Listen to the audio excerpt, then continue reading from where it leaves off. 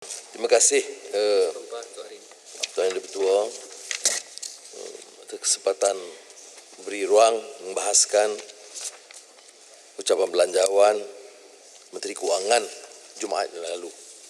Saya ucap terima kasih atas pertimbangan Menteri Kewangan menyampaikan pandangan mengambil kira beberapa isu telah dibangkitkan dan cuba meleraikan kemelut yang dihadapi.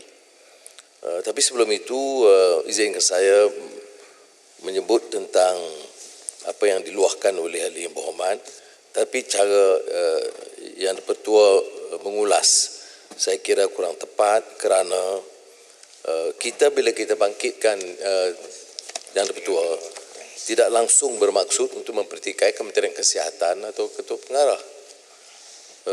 Isu yang diprihatinkan oleh ahli-ahli parlimen juga berat.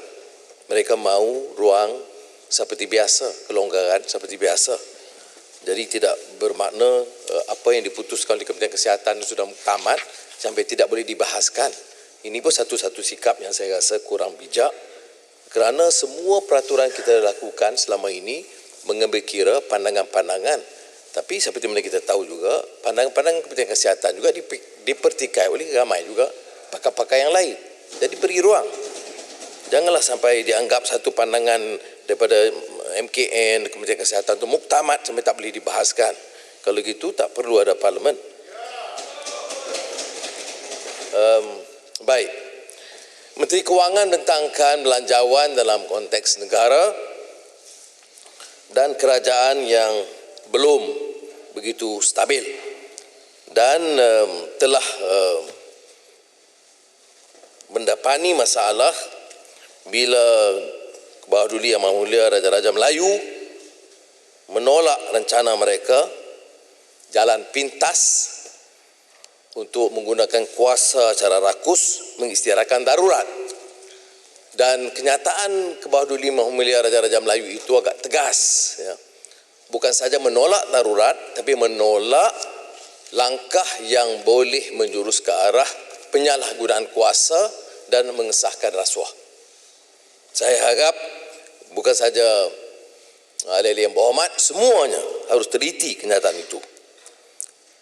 Kebawah Duli Yang Maha Mulia Yang Di-Pertuan Agong julung-julung kali dalam sejarah menolak usul Perdana Menteri untuk mengadakan darurat.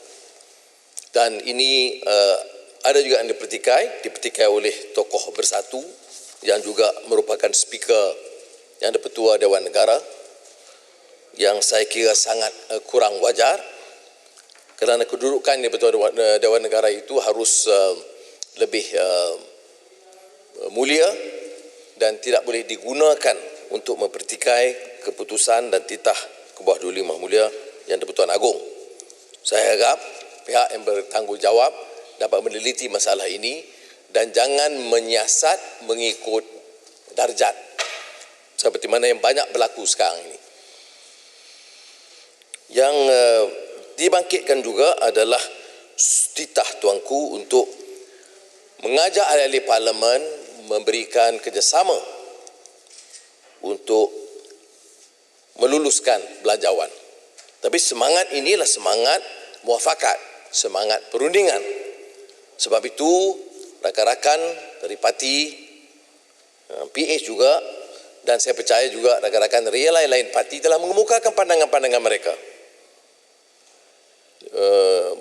Di kalangan PH 6 tuntutan yang didengar oleh Menteri Kewangan tapi tidak diulas sama sekali dalam ucapan belanjawan walaupun disentuh secara tidak langsung. Ada pandangan-pandangan lain tentang khususnya tentang moratorium, bank dan juga pinjaman KWSP yang disentuh secara cemerlang tetapi tidak memenuhi maksud yang tuntutan yang dibuat. Jadi semangat muafakat dan kerjasama itu tidak ada.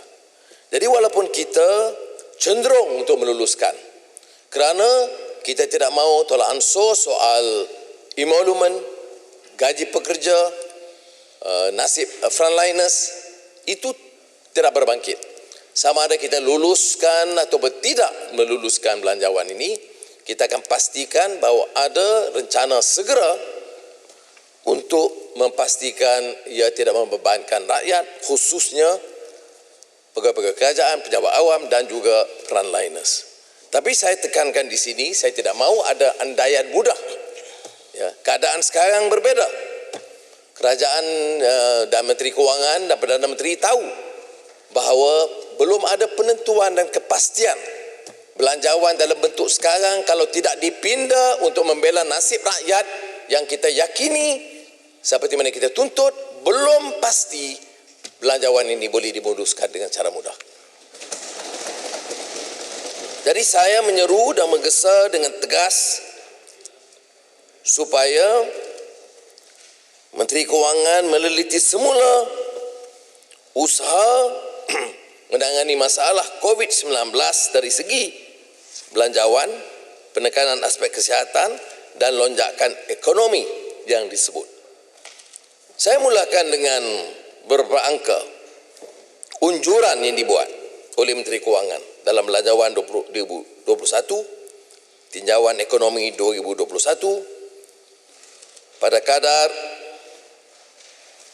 86 sehingga 96% dan inflasi 2.1%. Unjuran ini yang saya fikir amat tidak realistik dan tidak munasabah. Kita bandingkan dulu Asian Development Outlook Update 2020 sekitar 6.5%. World Economic Outlook Oktober 2020 oleh IMF 7.8%.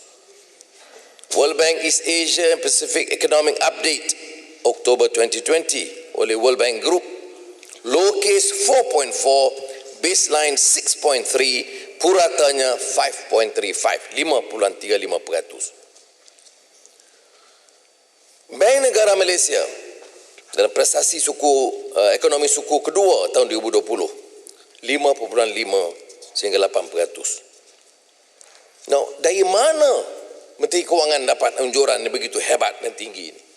Atau untuk memenuhi selera politik untuk meyakinkan bahawa kita boleh capai pertumbuhan yang begitu meyakinkan? Unjuran tidak semestinya tepat, saya faham. Dan banyak kali ada kesilapan-kesilapan. Tapi unjuran harus realistik. Harus menunjukkan bahawa ada kesungguhan menyatakan yang benar, bukan untuk mengeliukan. Dan dibawa umpamanya alasan prestasi perdagangan negara kerana trend ekspornya meningkat. Benar, saya akui kerana kapasiti keupayaan industri kita dan juga perdagangan yang telah direkodkan dengan China, Hong Kong, Amerika Syarikat, Belanda, Taiwan. Ekspor pulih dengan pertumbuhan 2 digit dari threshold yang sangat rendah kepada 88.93 bilion. Walaupun import menyusut 3.6%. Dan kita percaya dengan perubahan dan kemenangan calon Demokrat Presiden elect Joe Biden, keadaan tegang dengan China mungkin dapat dileraikan dan mungkin akan membantu perdagangan serantau. Tapi ini tak terlalu awal untuk kita putuskan. Jadi unjuran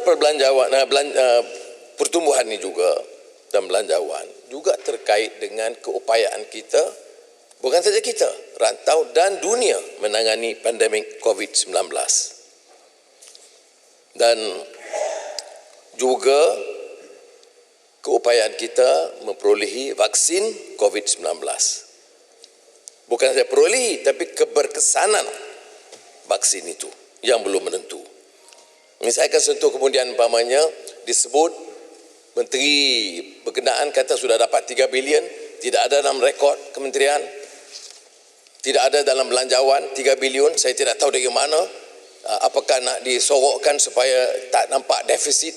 Ini perkiraan cara tipu helah accounting pun jadi masalah juga. Jadi oleh demikian, kita lihat sekarang ini, belanjawan ini seperti yang dipersembahkan kepada Kebawah Duli Yang Maha Mulia Ya di-Pertuan Agong dan juga kepada rakyat adalah belanjawan menangani COVID-19. Tetapi kumpulan wang COVID-19 hanya 5.3% daripada keseluruhan belanjawan yang berjumlah 322.5 bilion. Jadi, Puan Dickson, belanjawan COVID ini boleh mencelah. 5.3%. Sila Puan Tian. Ya, terima kasih. Sebagaimana yang disebut tadi bahawa purata pertumbuhan pada tahun ini ialah menguncup ataupun negatif 4.5 dan jangkaan tahun depan positif 6.5 lebih kurang. Jadi adakah Puan Dickson beranggapan bahawa apa yang dicadangkan ataupun diramalkan oleh Menteri Kewangan itu berdasarkan kepada kaedah V-curve, iaitu apabila kita berikan 322 bilion, dia akan melonjakkan secara bentuk V dan bukan U-curve, ataupun ada satu lagi curve baru yang dipanggil K-curve. Apa pandangan yang Puan Dickson mengenai V-curve ini? Terima kasih. Soalan teban. Celahan yang sama. Saya beri peluang ke Kuliah Bandar Baru dulu. Baik, Datuk Speaker, celahan saya apabila Ketua Pembangkang menyinggung tentang unjuran pertumbuhan. Saya ucap terima kasih Menteri Kewangan kerana turut hadir mendengar perbahasan dan saya kira ini penting. Pertama, Menteri Kewangan. Ya, saya kira ini penting sebab kita tahu second quarter pertumbuhan kita untuk tahun ini adalah negatif 17%. Dan saya memetik laporan IMF menunjukkan recoveries bagi negara membangun untuk bulan Oktober 2020 adalah masih kritikal, iaitu minus 5.7. Ini yang terbaru sekali. Laporan IMF, recoveries bagi negara membangun untuk bulan Oktober 2020 adalah masih kritikal. Angka ialah minus 5.7%. Okay. Rujukan World Economic Outlook. Baik. Yang kedua ialah kita persoalkan bagaimana unjuran ini diperolehi supaya apabila kita semak daripada angka-angka unjuran juga, GDP yang kita sasarkan untuk tahun depan, membaca 108 muka surat teks ucapan Menteri Kewangan hari Jumaat lepas, KDNK negara akan bertambah sebanyak 6.5 hingga 7.5% untuk tahun 2021. Ya, IMF sebagai contoh mengunjurkan perkembangan ekonomi untuk ASEAN 5 ada sekitar sebanyak 6.2 bagi tahun 2021. Itu pun berdasarkan best case scenario. Ketua Pembangkang, yang harus kita tuntut penjelasan daripada kerajaan ialah sektor manakah yang dikatakan kukuh menyumbang kepada pertumbuhan ekonomi ini. Ini penting supaya bajet kita tidak nanti dilihat berasaskan creative imaginary numbers ataupun angka-angka impian kreatif. Terima kasih. Sila Yang Berhormat. Sebab itu terima kasih Puan Tian dan Kuliah Bandar Baru. Sama ada V-curve atau U atau K atau dalam kes Malaysia ni Z-curve. Kena realistik. Sebab itu saya sebut tadi, yang positif hanya perdagangan soal ekspor. Tetapi saya akan jelaskan umpamanya bahawa bukan sahaja dari segi andaian yang dibuat atau unjuran dibuat oleh badan-badan antarabangsa dan ekonomi tempatan, tetapi umpamanya apa yang dibuat oleh Kementerian Kewangan tentang unjuran cukai korporat. Cukai korporat kita 2019 sebelum COVID 63.8 bilion. Cukai korporat 2020 yang disebut oleh Menteri Kewangan. 59.4. Sudah tahu Yang Berhormat tahu bahawa dengan kelemahan sektor industri dan kekurangan pendapatan, penutupan syarikat-syarikat dan pembuangan pekerja, mustahil penyusutan hanya 4 bilion. Jadi unjuran itu sangat tidak munasabah. Unjuran cukai korporat 2021 yang kita tengah mengangkat ekonomi ini. Mungkin kalau boleh mula pertengahan tahun depan, belum tentu. Tapi unjuran Kementerian Kewangan 64.6 bilion, lebih daripada 2019 sebelum Covid. Ini bagi saya andaian yang tidak munasabah, ini angka main-main untuk menggabui mata rakyat. Ya. Dan saya tidak anggap satu yang bertanggungjawab bagi pihak Menteri Kewangan untuk menggunakan medan ini memberi penjelasan kepada rakyat bahawa pendapatan negara dari cukai korporat itu 64.6 bilion. Ya. Kemudian kita lihat pendapatan korporat.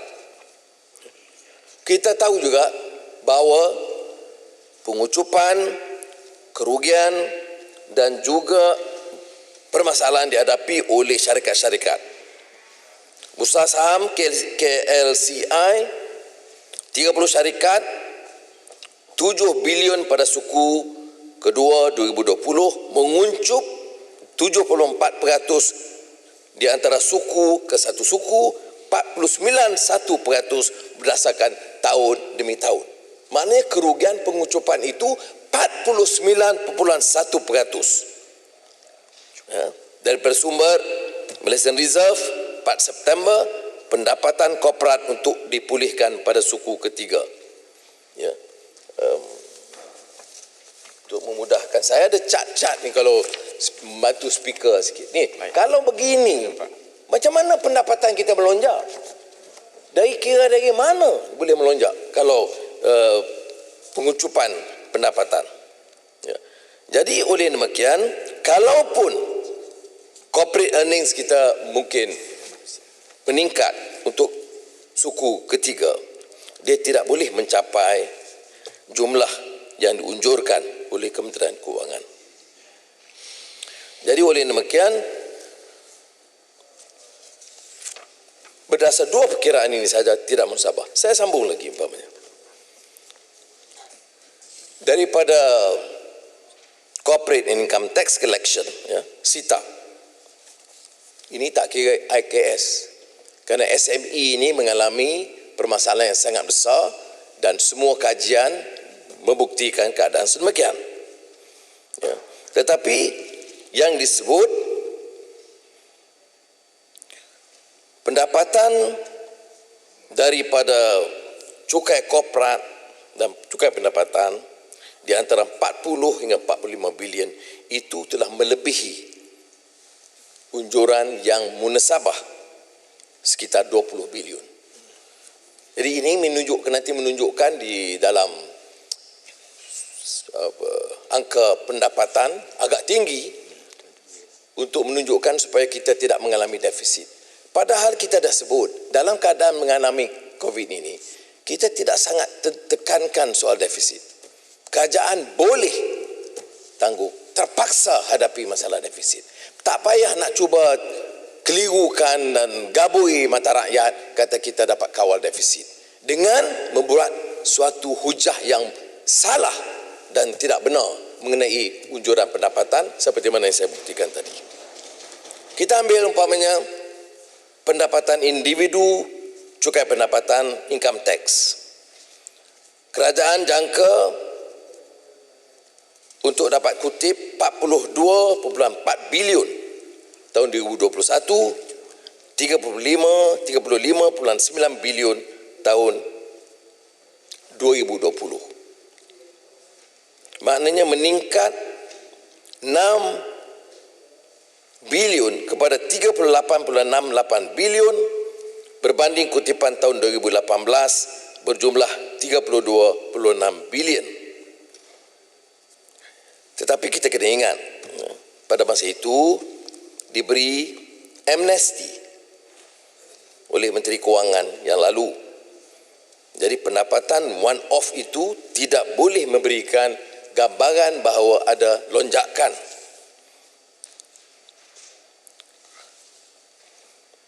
Hubungan kadar pengangguran, gaji dan cukai pendapatan individu meningkat 5.1% pada suku ke suku tahun 2020.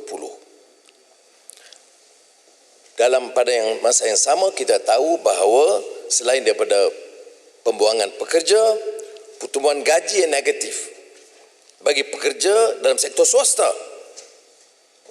Suku tahun 2020 negatif 5.6%. Suku pertama positif 2.1%, suku kedua negatif 5.6%. Kalau negatif begini, dari mana yang boleh dapat wang lebih ini? Ini daripada kuartal Bulletin Bank Negara Malaysia, negative wages growth, second quarter 2020. Dan selain daripada itu, Menteri Kewangan maklum tentang pemotongan allowance, kerja di rumah yang juga akan melibatkan pemotongan pelbagai allowance. Maka oleh itu, unjuran hasil cukai pendapatan individu yang dianggarkan pada tahun 2021 sekitar 42.4 bilion pada hemat saya bukan saja tidak mensabah, tapi tidak bertanggungjawab kalau diteruskan dan tidak dipindah oleh Menteri Kewangan selepas ini. Kerana dia masih harus susut dan saya tidak fikir ia boleh melebihi 36 bilion. Berikutnya soal kumpulan wang amanah pencen. Maknanya untuk menunjukkan pendapatan kita bertambah, apa yang Menteri Kewangan lakukan ialah mengambil 5 bilion daripada KUAP untuk 2020 dan 5 bilion untuk 2021. Maknanya kerajaan ambil daripada kumpulan wang amanah pencen masuk sebagai pendapatan. Padahal ada cara-cara lain. Sukuk atau bond daripada mengambil wang dan dipindahkan begitu rupa. Ini hanya untuk menampung perbelanjaan mengurus atau OPEX, tetapi 5 bilion itu dipindahkan untuk dikelirukan seolah-olah ini pendapatan negara. Maknanya 5 bilion 2020, 5 bilion 2020 ambil daripada kumpulan wang amanah pencen, nampak seolah-olah penambahan pendapatan negara. Berikutnya hasil bukan cukai. Untuk 2021, kategori dari pulangan dan pelaburan dalam negeri yang lain akan meningkat. 2020 anggaran 7.27 bilion. 2021 14 bilion, kenaikan sebanyak 93.16%. 2019 2.378 bilion diterima. Hasil wang bukan cukai ini saya nak tanya dari mana? Nak jual tanah mana? Nak jual saham mana? Kalau jual saham dalam keadaan sekarang, saham-saham kerajaan memang melingkuplah namanya kerajaan. Sebab keadaan saham yang begitu rendah sekali. Kalau tanah, kita nak tahu tanah bagaimana, skop koroni mana yang nak dapat, rundingan terus dengan siapa, apakah ada tender atau tidak. Dan jumlah ini yang disebut jumlah terbesar yang pernah dilakukan dalam negara kita.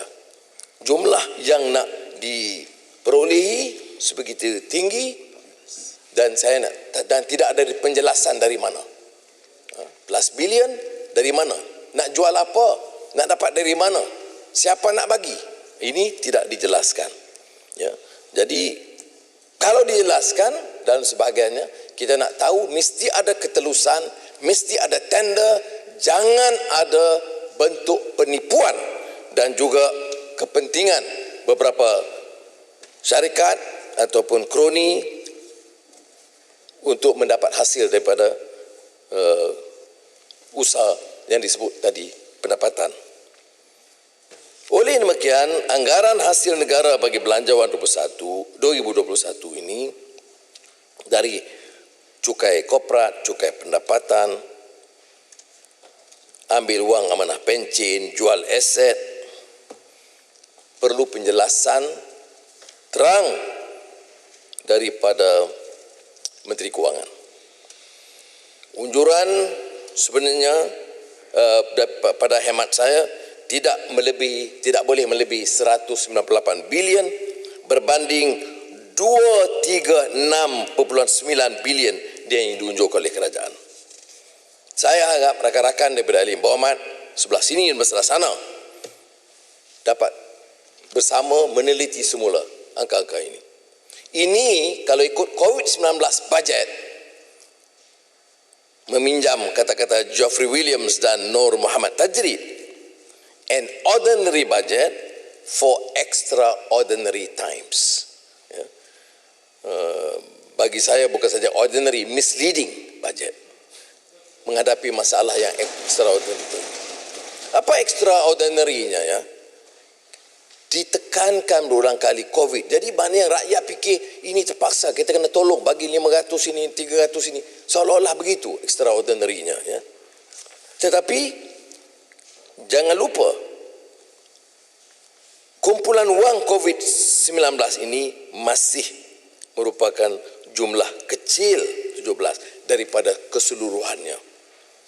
Walaupun dijelaskan kemudian soal peruntukan Kementerian Kesihatan yang dibantah oleh banyak kalangan, Menteri Kewangan jelaskan, oh tidak, tak nampak di sini, nampak dalam development expenditure. Ini saya tak faham betul. Beramai yang bekas Menteri Kewangan di sini ya, dari Bagan, saya sendiri, dari Pekan, kita tak buat. Mana boleh kita guna peruntukan Kementerian Kesihatan, kemudian ada sorok pula belah sana lagi, bawah development. Buat apa peruntukan ini harus beri penjelasan. Ya. Tak boleh umpamanya, saya fikir sebab utamanya hanya nak tunjuk bahawa tidak ada defisit yang bertambah. Tapi tidak boleh dalam bentuk penipuan angka atau mengelirukan. Ya. Kita baca, teliti, kemudian yang kita faham daripada buku ekonomi, penyataan ekonomi dan juga kenyataan dan juga ucapan, tetapi tidak dapat dibaca sehingga dibantah kemudian baru dibangkit. Ada celah sana, celah sini, disorok sana, disorok sini. Tak. Jadi oleh yang demikian, kalau kita lihat umpamanya buku tinjauan ekonomi, 9 isu dalam pengurusan dan prospek ekonomi itu ditekankan. Banyak menarik. Kesihatan rakyat. Saya tekankan yang 3 yang utama. Dan saya percaya Yang Berhormat yang berikut akan teliti, mencerakitkan cara teliti tiap aspek yang disebut. Ya.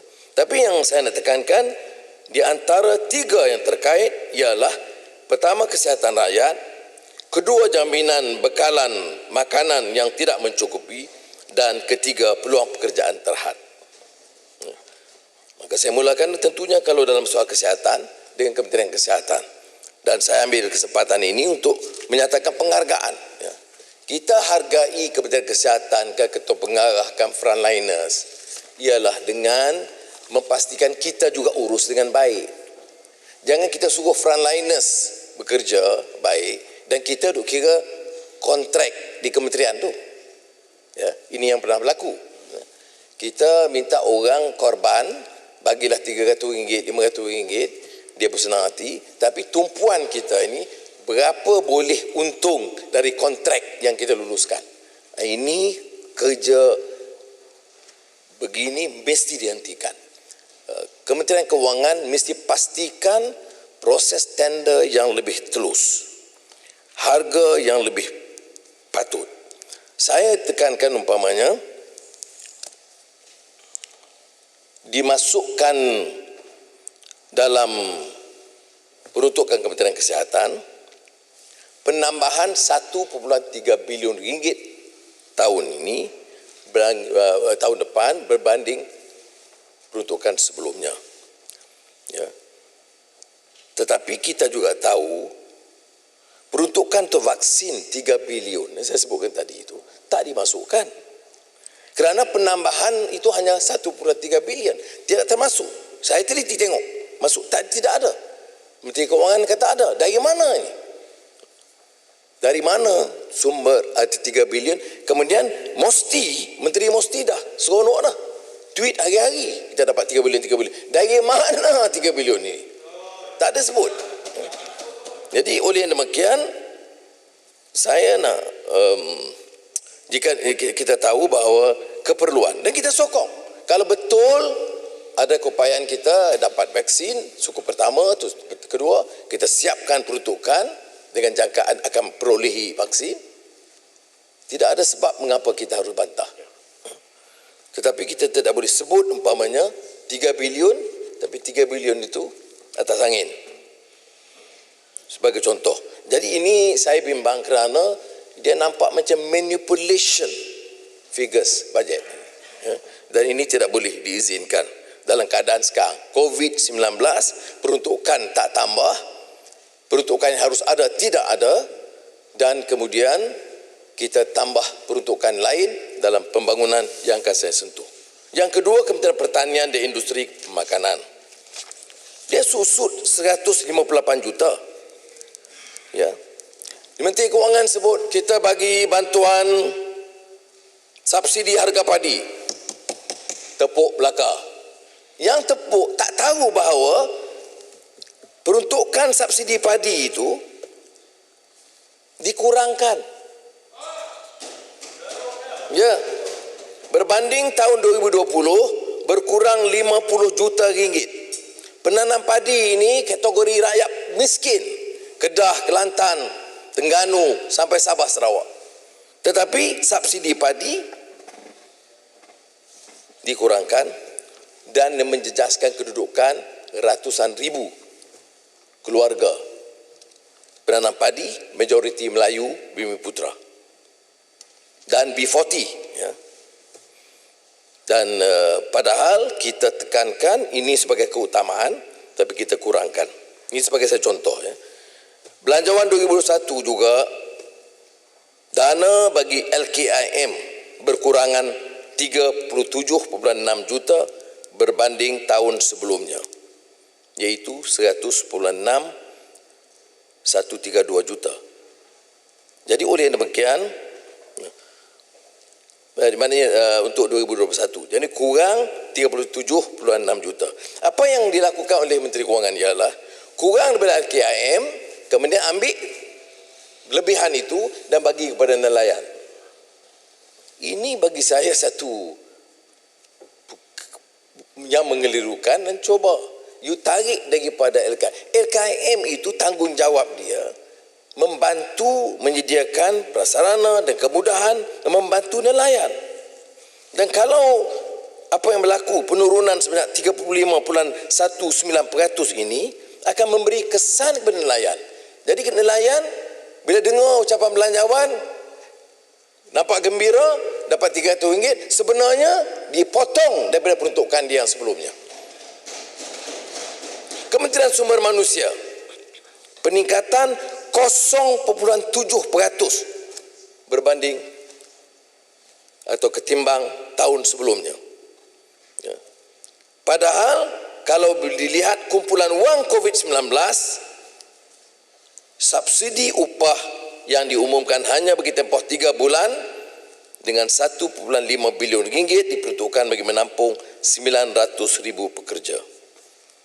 Bagi tahun 2020, 12.5 bilion subsidi upah disediakan.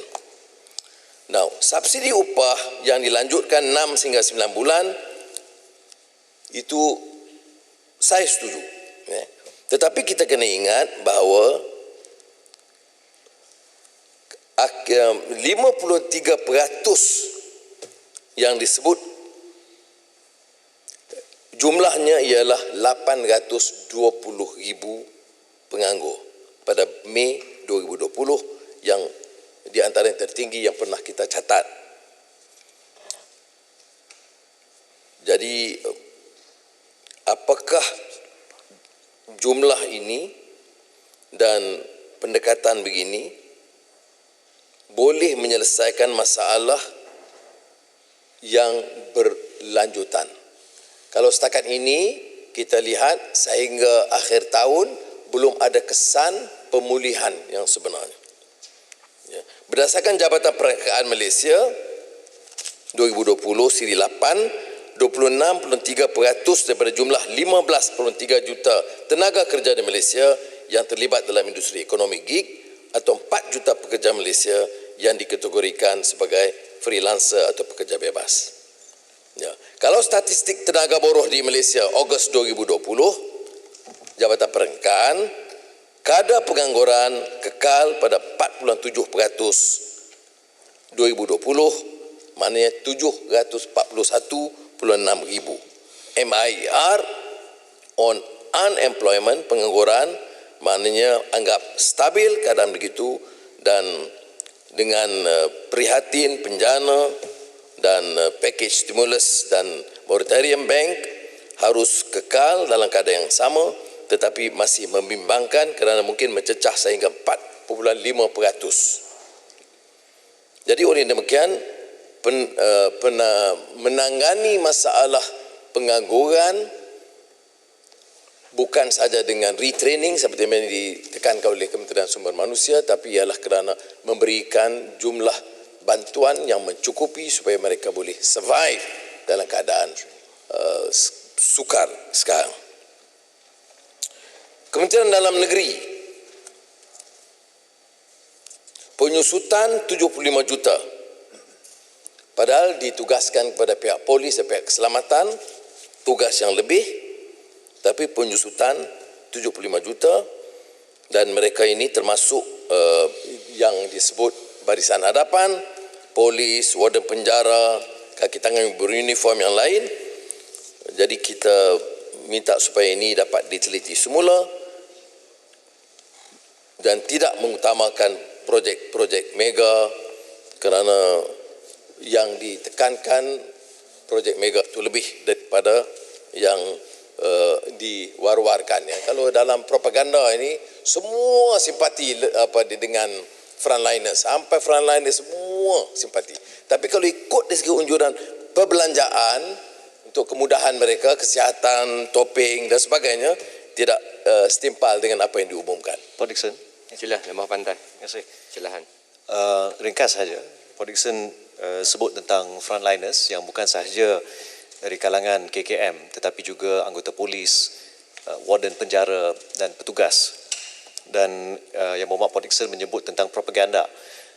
Kita tahu pada Jumaat yang lalu Menteri Kewangan tidak menyebut peruntukan 85.5 juta untuk jasa agensi propaganda.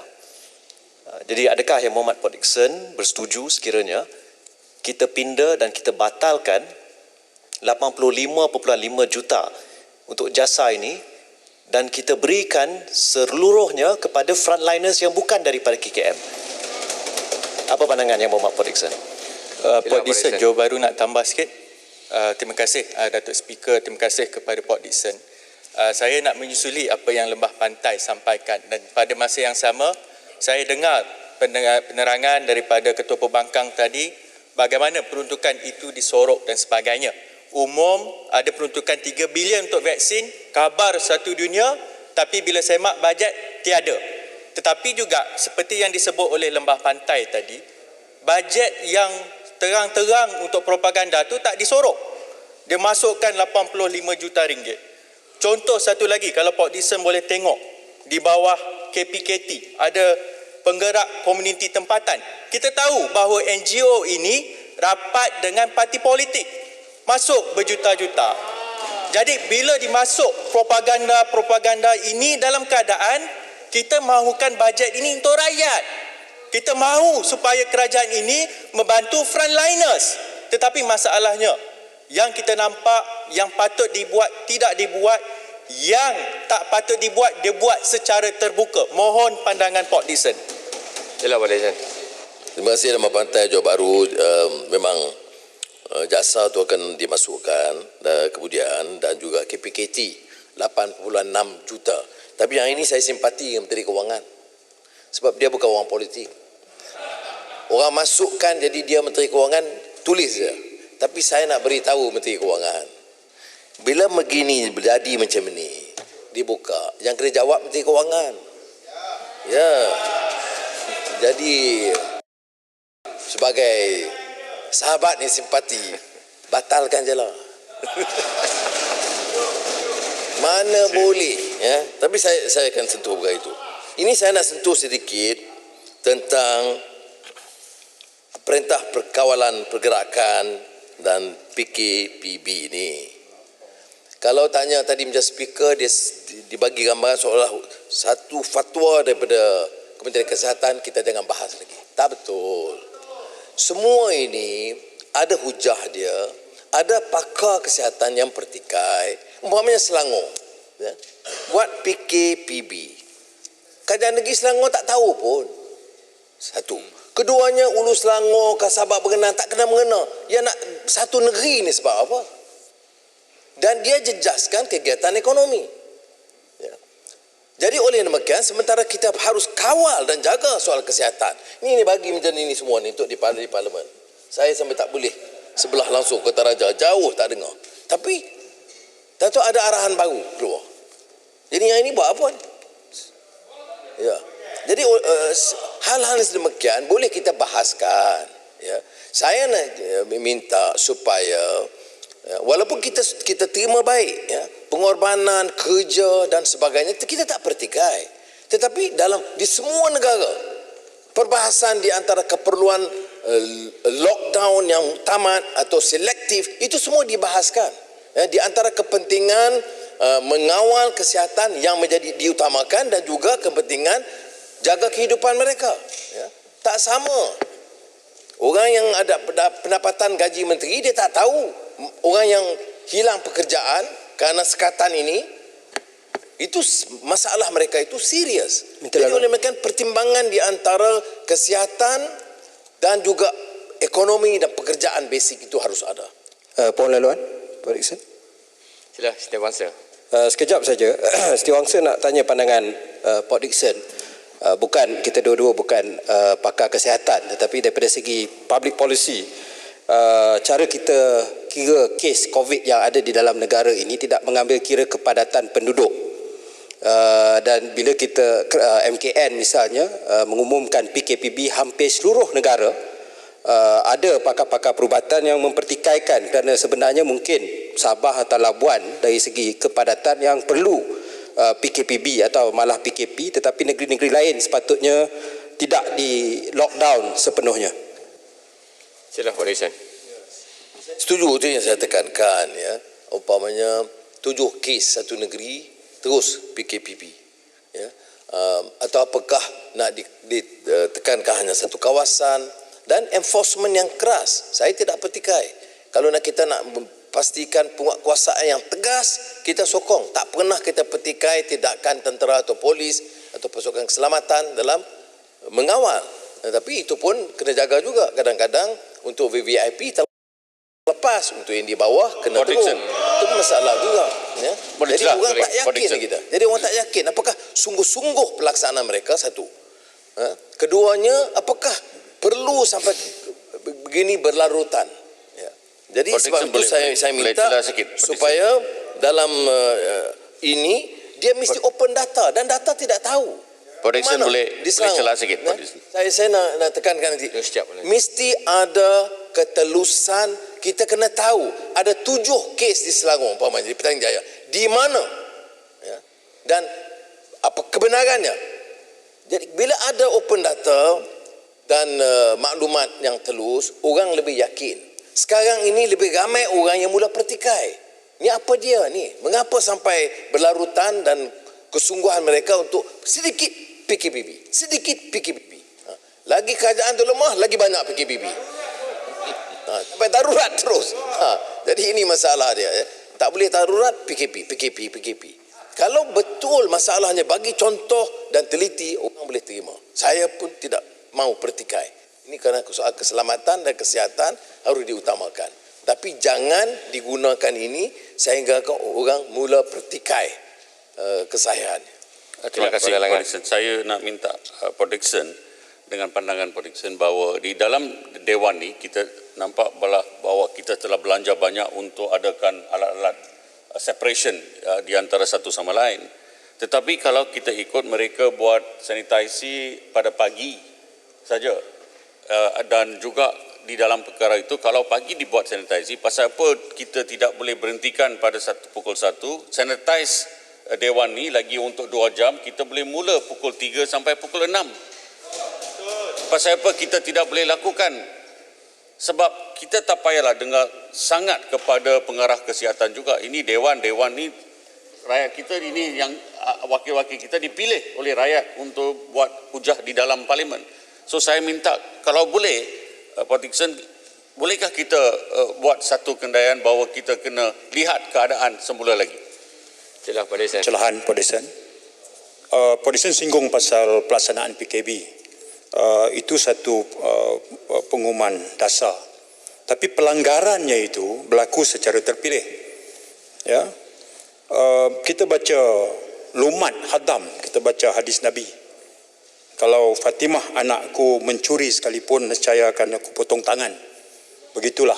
Untuk Mufti Menteri Agama pun senyum membenarkan. Saya tak hafal matan dia, ya, mafhum dia saya boleh ingat. Kita pun mengaji sikit daripada kawan-kawan dulu. Tapi sekarang bila berlaku pada kawan kita terang-terang, dalil salah tak? Salah. Dalil compound.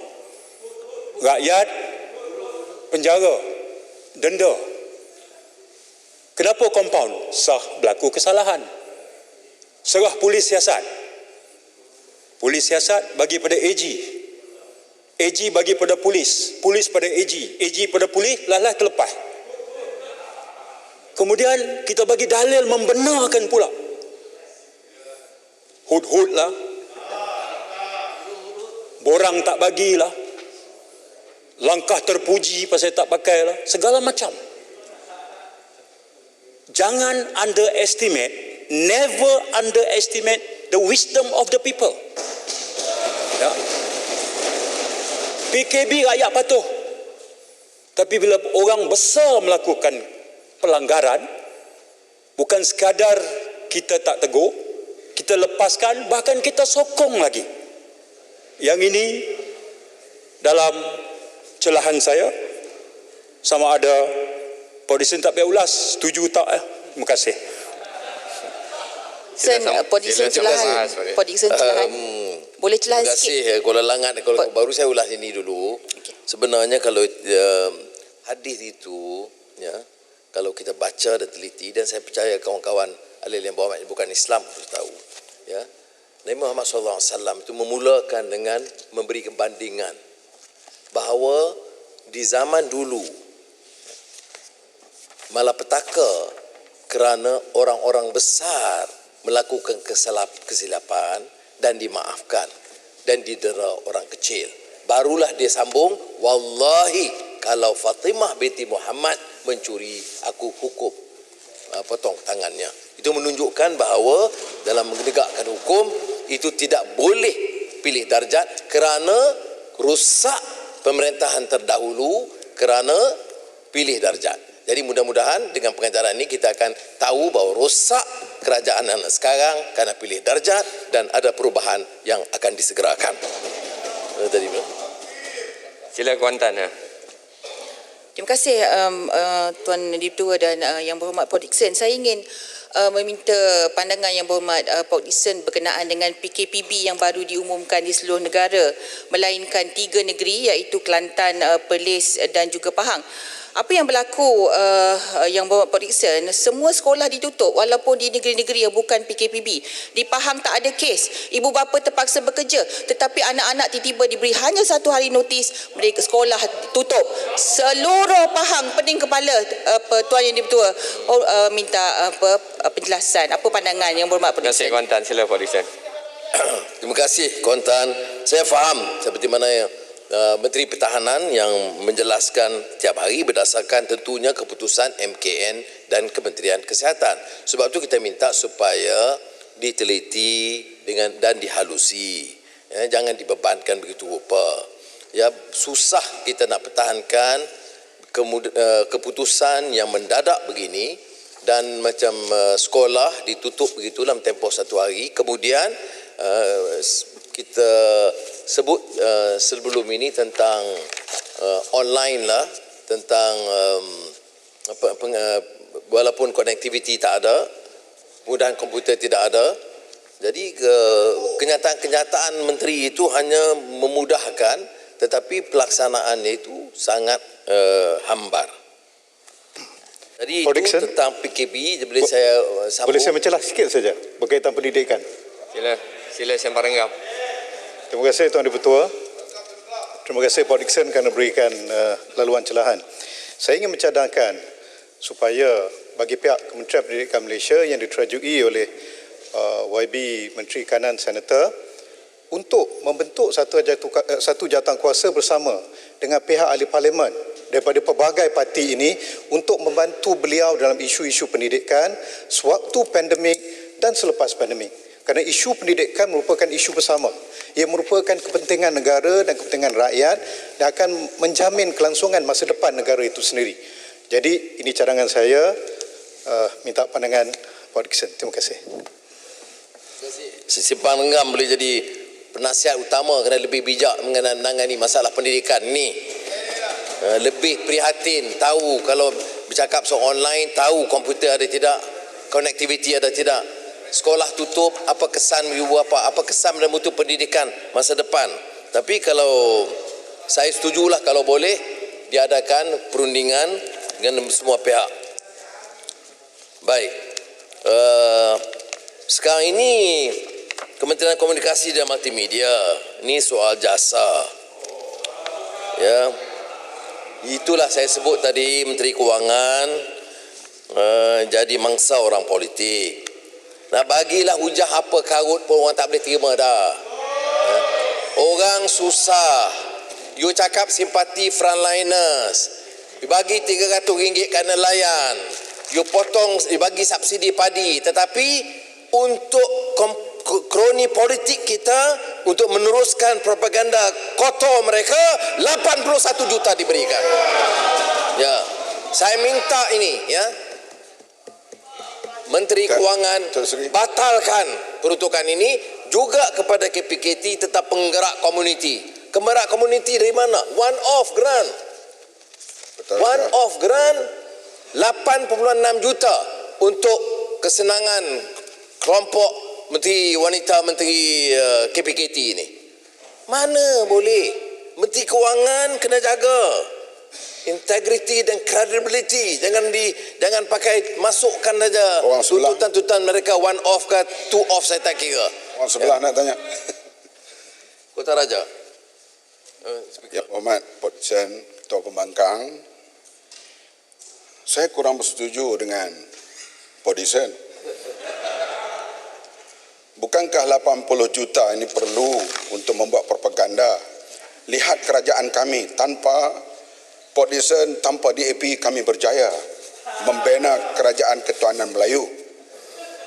Kankah mereka mencontohi negara besar Amerika Syarikat white supremacy yang akhirnya ditolak oleh rakyat dalam pilihan raya minggu ini? Jadi kita sokong belanjawan ini supaya pilihan akan datang. Dengan uang propaganda ini, rakyat akan tolak kerajaan PN ini. Ini saya tak bersetuju dengan Podisen dalam hal ini. Minta ulasan. Terima kasih, Kota Raja. Ya, cuma jumlahnya besar sangat. Kalau dia Menteri Kewangan luluskan sekitar 8,000, okeylah, kita boleh luluskan. Tapi dalam keadaan rakyat susah, zalim, ambil wang 80 lebih juta, kemudian 8.6 juta untuk KPKT. The Speaker, ini unprecedented. One off grant kepada penggerak komuniti, entah NGO, entah apa, tanpa detail, one off. Hanya untuk jaga keperluan menteri berkenaan dan kelompok politik mereka.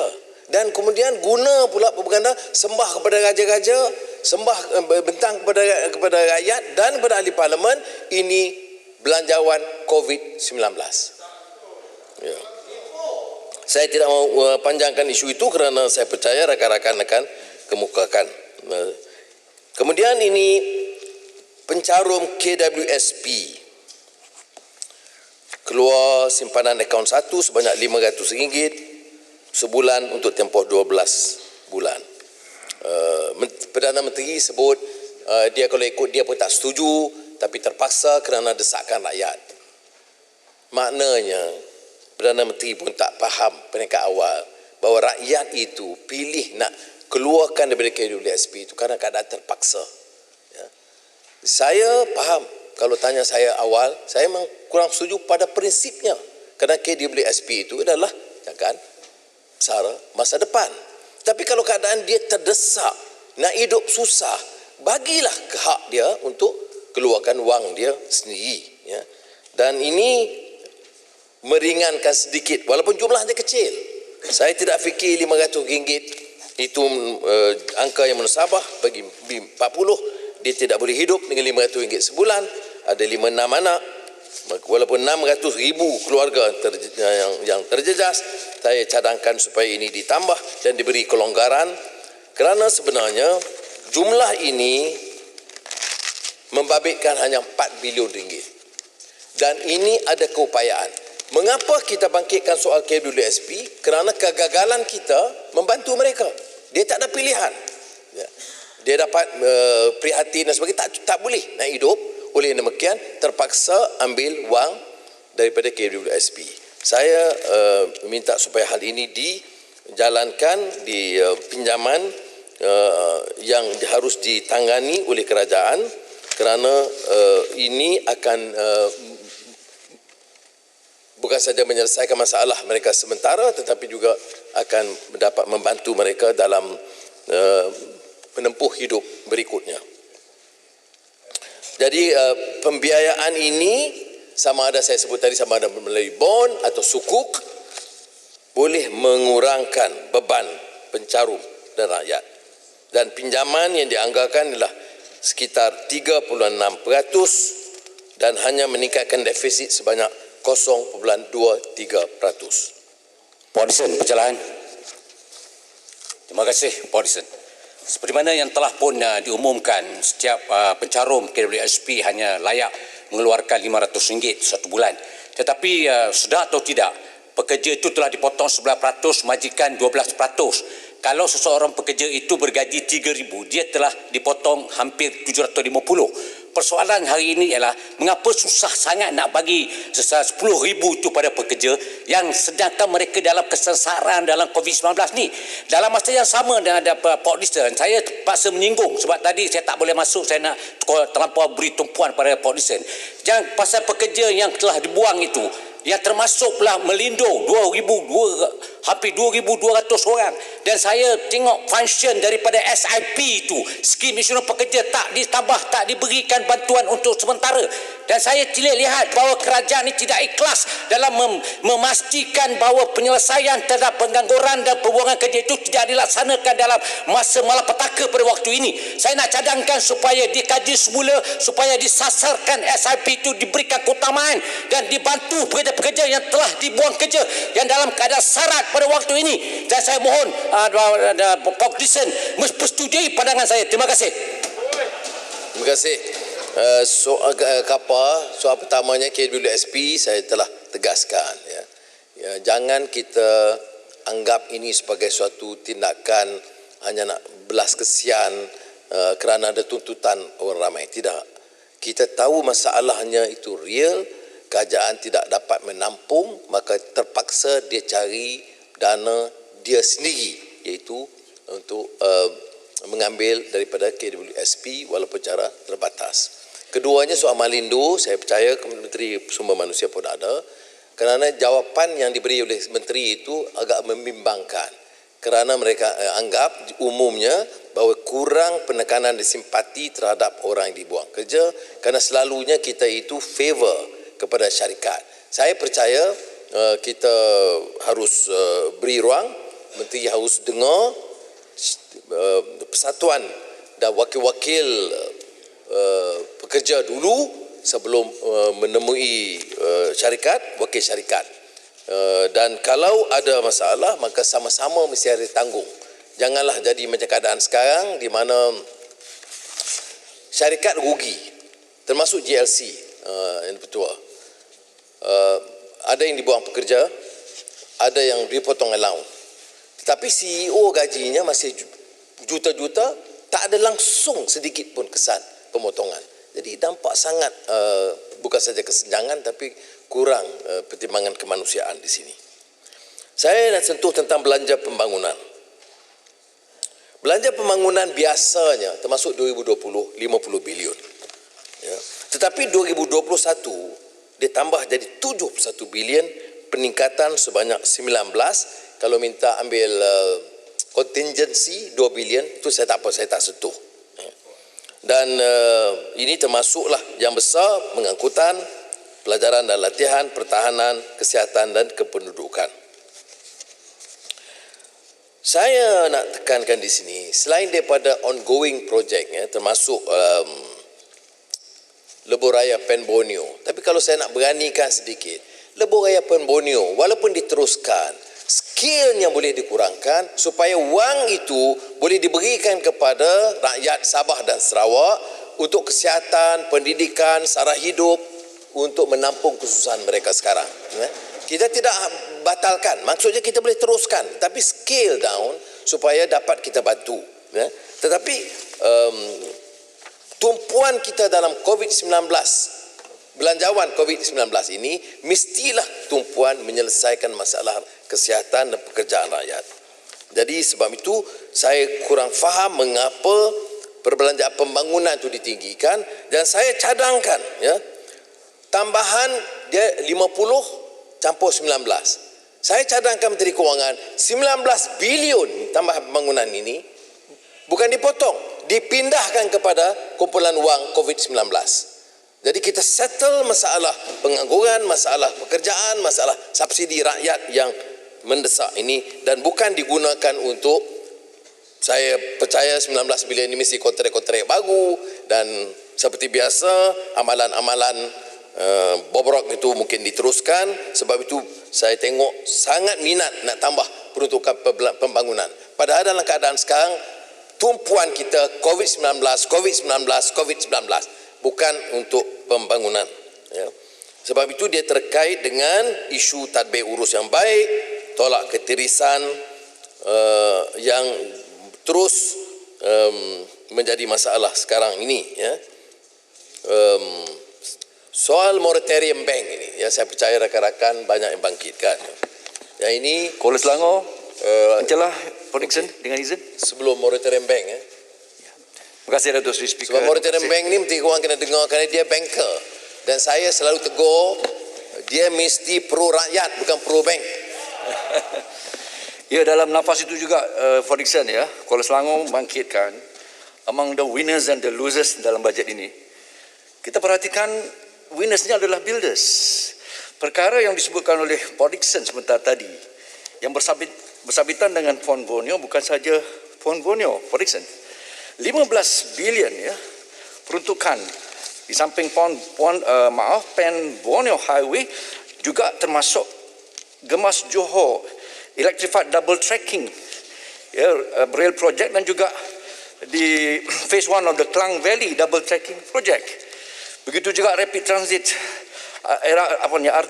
RTS ni, rapid transit system link Johor Bahru dan Woodland, ya, MRT 3 di Klang Valley.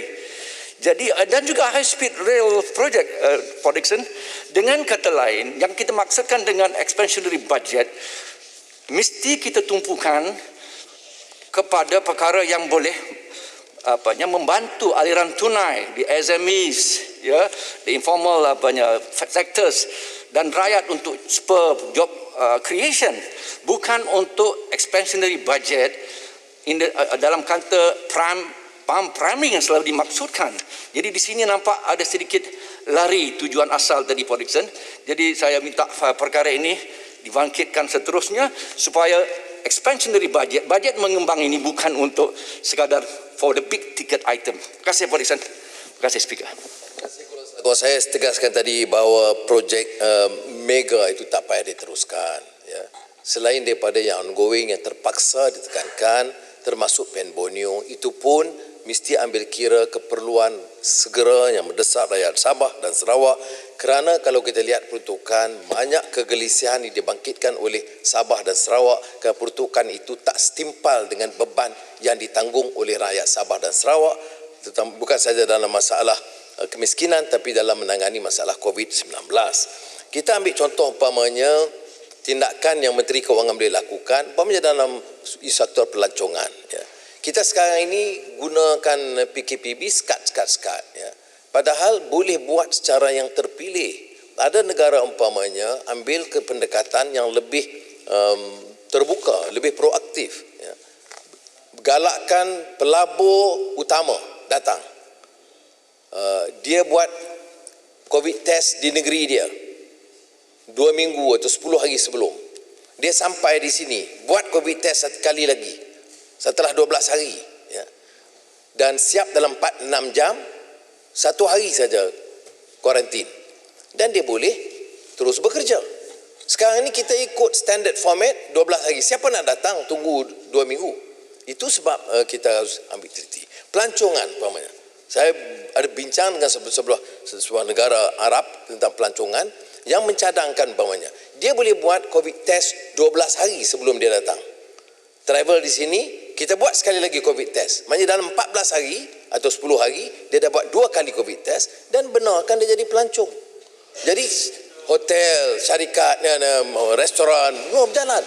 Ni tak ada fikir langsung. Kita sekat gitu saja. Jadi semua mati. Kemudian bila dah semua mati, tak ada wang, unjuran pendapatan bertambah. Ini luar biasa. Luar biasa. Jadi oleh demikian saya fikir ini hal-hal yang boleh kita fikirkan. Seperti mana juga macam sektor pertanian. Kita sebut tadi ini jadi keutamaan.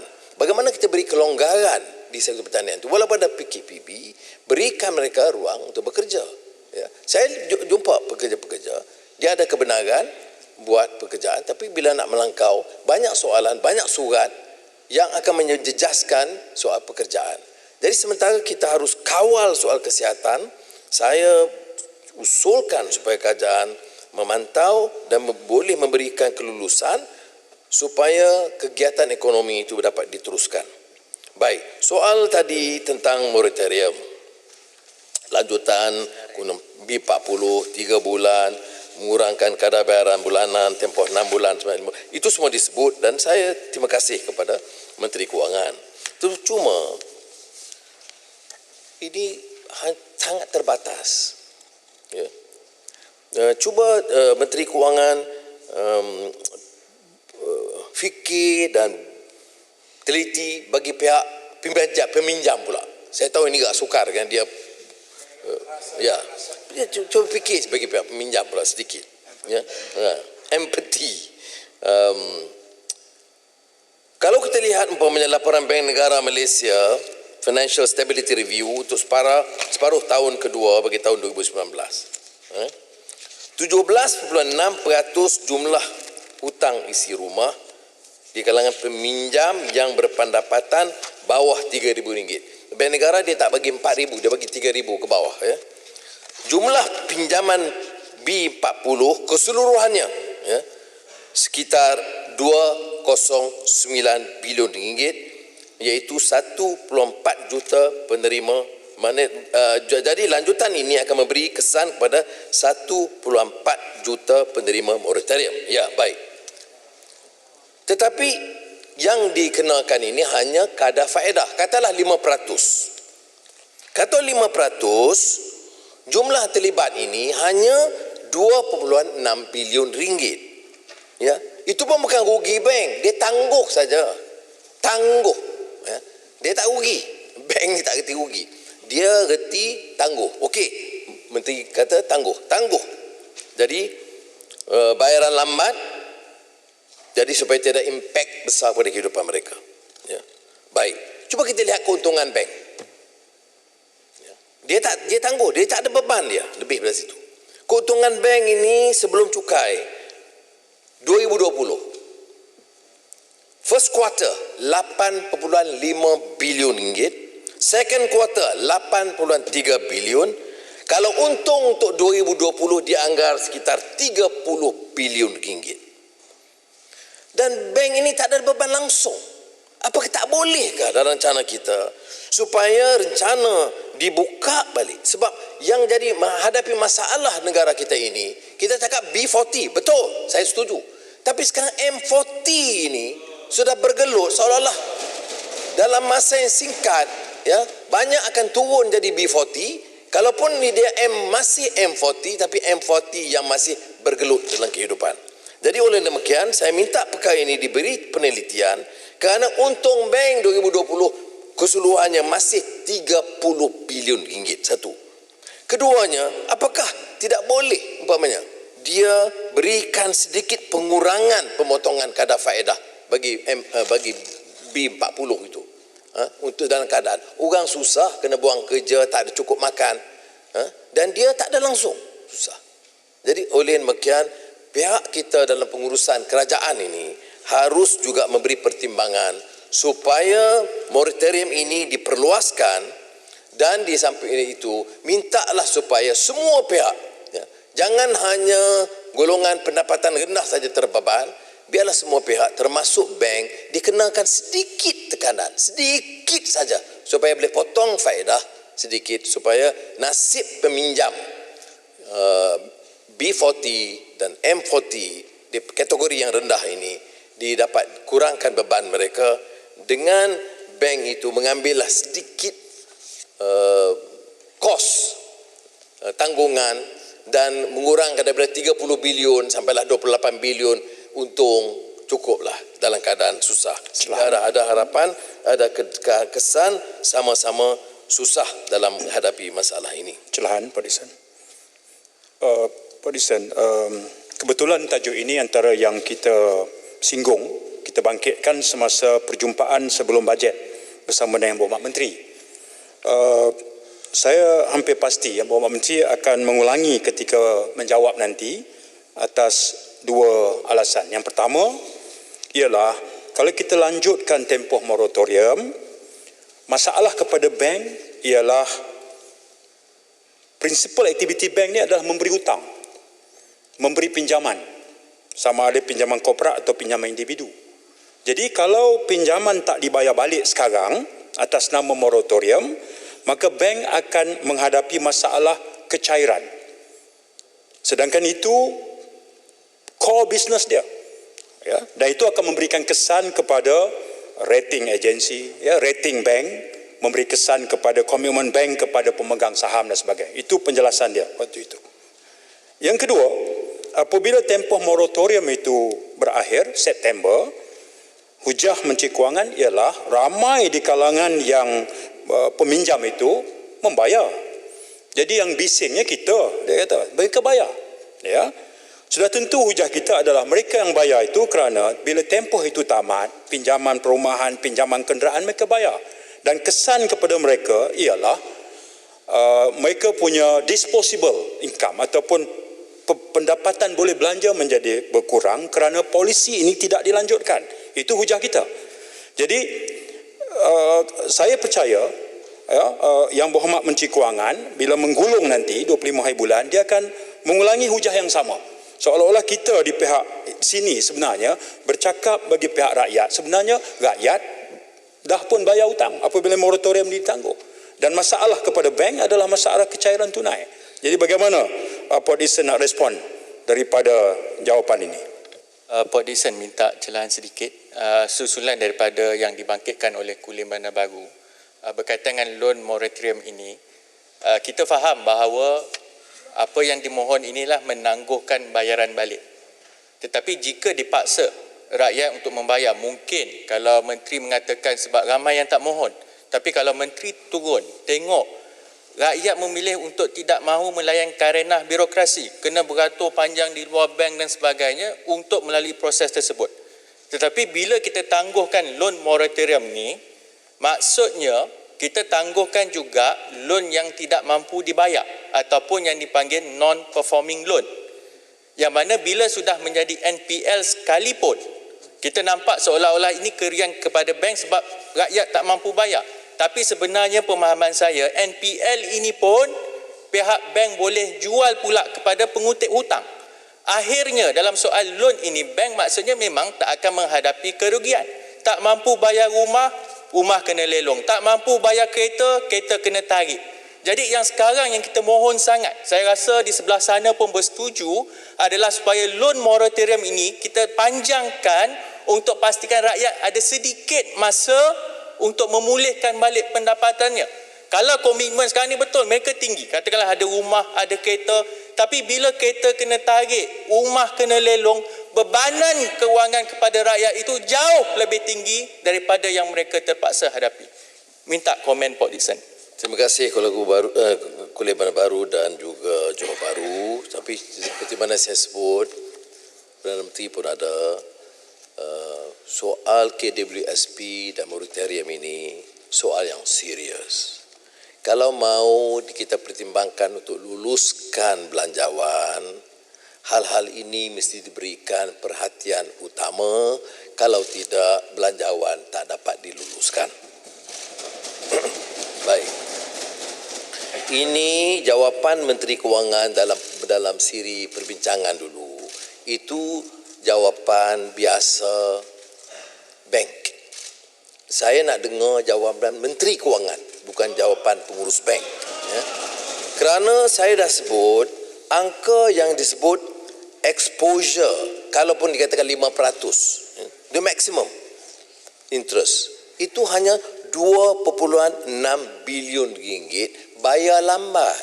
Daripada keuntungan yang dijangka 30 bilion ringgit satu tahun. Bukan maknanya satu beban kepada bank, penangguhan bayaran balik. Ya. Jadi dan ini kalau kita banding umpamanya, ya bukan saja beban kepada bank, tidak juga beban kepada pengurusan. Kita ambil umpamanya, ya, kerana kita panjangkan hal ini, pengurusan utama syarikat-syarikat termasuk bank. Berapa gaji keseluruhan dia satu tahun? CIMB, gaji keseluruhan satu tahun CEO-nya 8.5 juta ringgit. Okey? CEO TNB, ya. Chairman dia kecil tapi CEO. Kalau tak salah saya 7.8 juta ringgit. Kena cek semula, tak salah saya 7.8 juta untuk executive directors. 6.1 ya, untuk executive director 6.1 juta. Besarlah. Jadi tapi apakah baiknya kalau orang yang dapat begitu, alhamdulillah kerana kepakaran mereka, prestasi mereka, bila bercakap, bincang dan lebih prihatin tentang orang yang dapat RM3,000 sebulan. Apakah mudah orang yang dapat 8 juta boleh fikir setahun dengan 3,000? Dia tak mudah. Tapi bahagialah dunia akhirat kalau betul-betul dapat. Baik. Saya juga sebut tadi tentang permasalahan pemindahan development expenditure supaya dapat dipindah kepada kumpulan wang COVID-19. Bagi saya ini sentral kerana semua orang diberitahu, termasuk tatkala kita persembah kepada Tuanku Yang di-Pertuan Agong, ini belanjawan COVID-19. Nak bantu rakyat, semua kena setuju. Baik. Tapi bila kita lihat kumpulan wang COVID-19 itu 5.8%.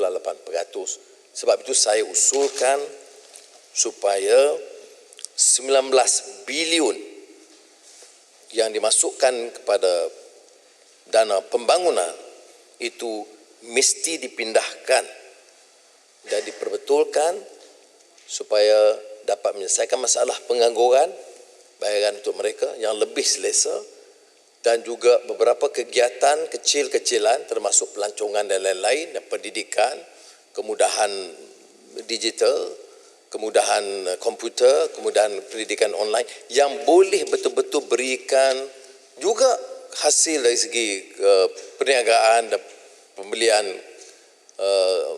alat-alat, tetapi dia tidak termasuk dalam development expenditure tapi masuk operating di bawah kumpulan wang COVID-19. Yang ini saya tidak rasa kami akan bertolak ansur kerana jika tidak, maka apa yang diwar-warkan sebagai peruntukan ataupun yang diwar-warkan sebagai belanjawan COVID-19 ini tidak mendapati kerana kita tidak dapat menangani masalah saya sebut tadi, petani, termasuk penanam padi, nelayan dan jumlah besar yang menganggur ataupun yang diminta bekerja di rumah tetapi ditekan mereka kerana potong allowance mereka dan tidak diberi umpamanya ganjaran umpamanya bil elektrik, bil internet yang bertambah yang mesti dilakukan oleh mereka tak kala bekerja di rumah. Inilah sebabnya mengapa Pontian nak mencelah sikit. Tadi saya boleh. Ya, mengenai pengangguran. Diberitahu bahawa hasrat kerajaan untuk mewujudkan 500,000 pekerjaan baru pada tahun hadapan. Adakah pada pandangan Port Dickson angka itu mencukupi, menasabah? Apa pandangan Port Dickson cadangan-cadangan untuk menambah 500,000 pekerjaan baru itu dan sektor apa yang patut diutamakan bagi mengatasi pengangguran yang disebut sebentar tadi? Terima kasih Pontian. Sebenarnya 500,000 itu angka sembrono, tidak dipertahankan dengan hujah-hujah detail. Kalau ikut unjuran pertumbuhan, kalau ikut sektor dan tengok sekatan, dari mana saya tidak tahu.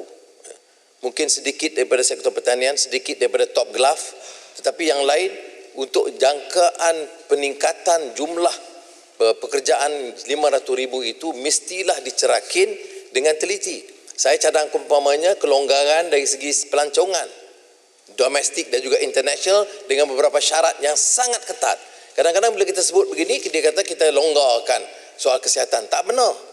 Orang itu mesti ikuti COVID test di tempat asal dan tak kala sampai di sini. Tapi kalau kita kuarantin 2 minggu, tak ada orang nak datang. Pelabur-pelabur utama mesti diberi kelonggaran. Barulah boleh kita jana pertumbuhan ekonomi. Kalau tidak, bagaimana nak cari 500,000? Saya setuju dengan Pontian bahawa kalau kita sebut 500,000 tanpa cerakin, saya percaya ia satu angka yang tidak realistik dan munasabah, seperti mana unjuran pertumbuhan ekonomi untuk tahun depan dan juga unjuran pendapatan untuk tahun depan dan tahun ini. Dalam keadaan ekonomi begini, pendapatan boleh meningkat. Ini melainkan dia guna skim cepat kaya, tapi kalau biasa untuk kerajaan tidak mungkin dapat mencapai keadaan ini. Boleh celah tak? Terima kasih. Terima kasih Tuan Speaker. Saya nak tanya sedikit tentang isu kumpulan wang COVID-19 ni. Saya lihat bahawa bajet untuk tahun inilah 2020 kita pakai 28 bilion. Tahun depan 17 bilion saja. Maknanya dalam pemikiran MOF ni, dia lihat COVID-19 ni akan disappear kan? Tidakkah sepatutnya kita menambah duit untuk tahun 2021? Katakan 40 bilion ke kurang-kurang 35 bilion. Sebab dalam 28 bilion tahun ini, rakyat masih sengsara. Apakah pandangan Dr. Srian? Port Dickson. Terima kasih. Saya telah tentu tadi bahawa unjuran itu tidak menasabah dan anggapan bahawa seolah-olah keadaan akan pulih seperti sedia kala tahun depan juga sangat tidak menasabah. Tidak ada umpama anjuran yang dibuat oleh mana-mana pakar bahawa keadaan itu akan sedia kala. Malah kalau ikut unjuran Menteri Kewangan 2021 itu pendapatan negara akan lebih tinggi daripada 2011. Walaupun ada tanda-tanda kenaikan dalam beberapa sektor yang terpilih, tetapi tidak mungkin dalam keadaan sekarang, dalam tinjauan sekarang, berdasarkan angka sekarang, ia akan berlaku sedemikian. Sebab itu kita anjurkan supaya peruntukan untuk COVID-19 itu ditambah dan dipindahkan daripada peruntukan pembangunan. Itu yang pertama. Yang kedua, peruntukan seperti untuk vaksin yang tidak dimasukkan, mesti dimasukkan. Kalau ini dimasukkan daripada peruntukan yang pembangunan, tak apa. Kalau tidak, kita sebut 3 bilion, tapi tidak. Dia ada kontradiksi. Menteri Kewangan sebut, ya, 3 bilion. Ya, Menteri Mosti kata ada 3 bilion. Tapi tidak dalam mana-mana rekod, tidak ada. Satu. Keduanya, bila dia sebut 3 bilion, maknanya dia terima kenyataan belum ada penyelesaian masalah COVID-19 kerana vaksin belum ada. Baru ada peruntukan. Bagaimana kalau belum ada vaksin untuk menyelesaikan? Kita boleh buat unjuran keadaan sedia kala bahawa pendapatan negara dan juga pertumbuhan tahun 2021 akan lebih baik daripada 2019 sebelum Selangor, Parisen atas vaksin. Yang Berhormat Pak Dixon tinggal 4 minit lebih. Ya, sikit kalau je. Yang Berhormat Kuala Selangor sebentar. nak celah sebab dah celah banyak kali. Sekali tadi. Sebab Yang Berhormat vaksin Kuala Selangor, saya tengah speaker sekarang. Let me finish. Ya, okey. Yang Berhormat ada masa nanti bahas, ada beberapa hari untuk bahas. Biarlah Ketua Pembangkang selesaikan sebab saya dalam senarai banyak lagi nak bahas dan kita habis pukul 2, jadi saya betul-betul minta maaf. Tapi terpulang pada Yang Berhormat Pak Dixon sebab saya tak boleh tambah masa. Silakan. Boleh Pak Dixon? Boleh. Seminit je. Seminit je Baik, terima kasih. Saya nak ringkaskan perkara ini dengan menyebut pertamanya memang tidak ada peruntukan vaksin yang disebut oleh Menteri Mosti baru-baru ini dalam jawapan saya di Dewan ini. Keduanya, Pak Dixon, berlaku satu pertukaran yang mana peruntukan dalam dulunya OPEX, ya, urusan perbelanjaan telah dipindah kepada development expenditure. Itu satu perkara, ya. Dalam perkara itu juga Menteri Kewangan telah membuat penjelasan dengan dikatakan maklum balas terhadap perkara yang kami bangkitkan serta-merta dengan menyatakan bahawa terdapat defisit kekurangan peruntukan untuk kesihatan. Hari ini, ya, dengan jaminan yang dibuatkan oleh Menteri Kewangan dengan izin katanya no areas of healthcare will have its allocation reduced, dikurangkan. Tetapi setelah saya memerhatikan perkara ini, jelas bahawa perkara itu tidak benar, ya.